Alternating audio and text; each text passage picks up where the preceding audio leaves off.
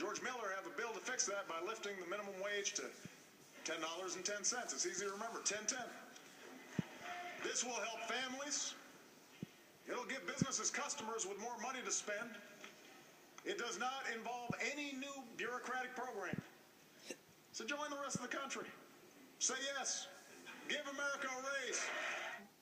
Jackie Congedo dives deeper with people directly affected by the minimum wage debate right here in the tri-state. Jackie. Well, Mike and Sherry, under the president's proposal, a full-time minimum wage employee would see about a $6,000 annual raise. That's before taxes.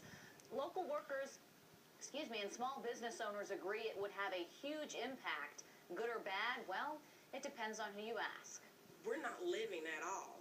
We're surviving. 24-year-old Whitney Scriber goes to school for business management. She used to work at Subway making minimum wage, and she says she almost had to give up on her studies.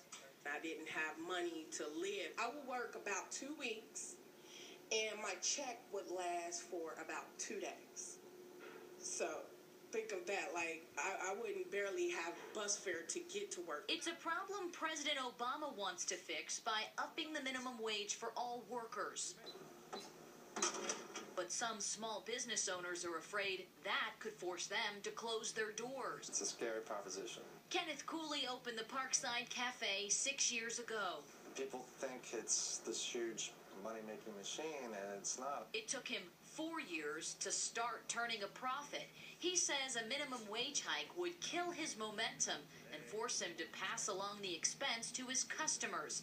He predicts the same would happen to other businesses, making the wage increase obsolete. The cost of everything that they're going to purchase is not going to go up, and they're going to stay in the same economic position that they were before.